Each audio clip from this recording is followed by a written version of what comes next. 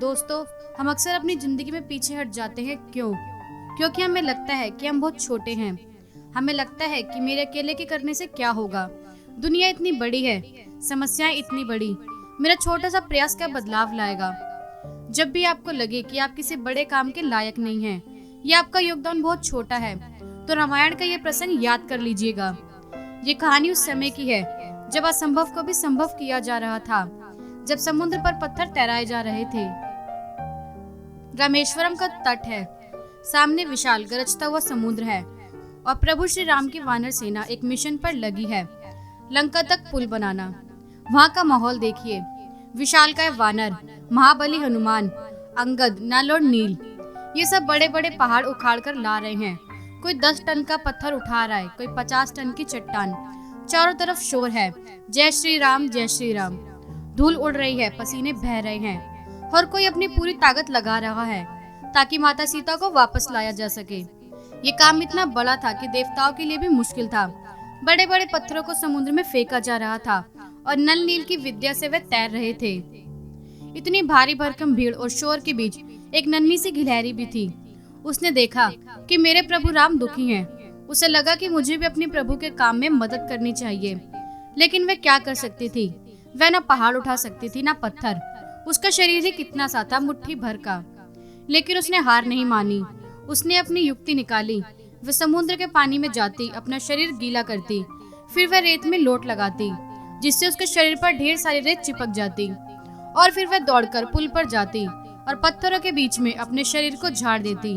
वह बार बार यही कर रही थी, पानी में भिगोना, रेत में लोटना, पुल पर झाड़ना। उसके मन में बस एक धुन थी, मैं भी सेतु बनाऊंगी, मैं भी राम का काज करूंगी। वह अपने काम में इतनी मग्न थी कि उसे अपनी जान की भी परवाह नहीं थी।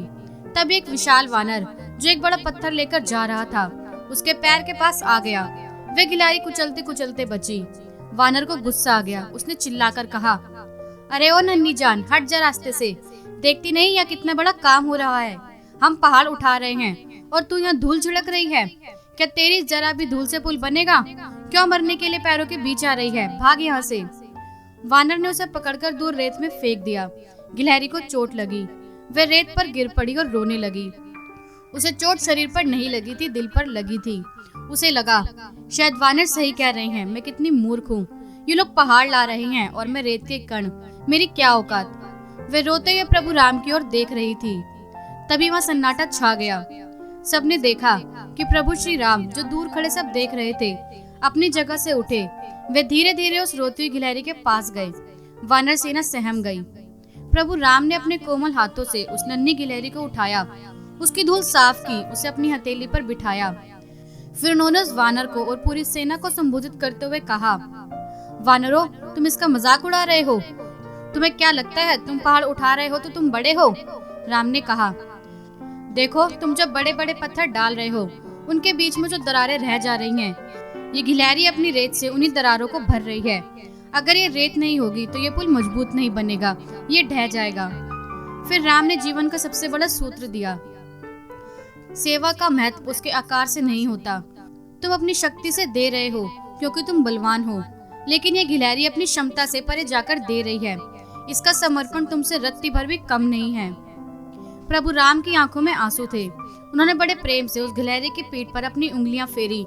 उन्होंने कहा, तू छोटी नहीं है, तू मेरे लिए सबसे अनमोल है। कहते हैं प्रभु श्री राम की उंगलियों के स्पर्श से उस गिलहरी की पीठ पर 3 धारियां बन गईं, जो आज भी गिलहरियों की पीठ पर निशानी के तौर पर दिखाई देती है। वह गिलहरी जिसे एक पल को दुनिया बेकार समझ रही थी, वह एक पल में भगवान के स्पर्श से अमर हो गई। दोस्तों, इस कहानी से आज एक गांठ बांध लीजिए। कभी ये मत सोचिए कि आपके पास पैसा कम है, ताकत कम है या संसाधन कम है। अगर आप एक छात्र हैं तो आपकी छोटी सी पढ़ाई देश बना सकती है। अगर आप नौकरी करते हैं तो आपकी ईमानदारी समाज बदल सकती है।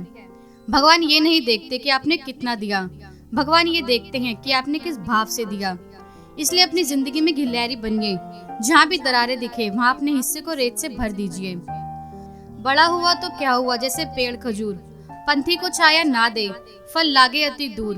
मत कर घमंड अपनी ताकत का, ए बंदे, राम के दरबार में पत्थर से भारी धूल है।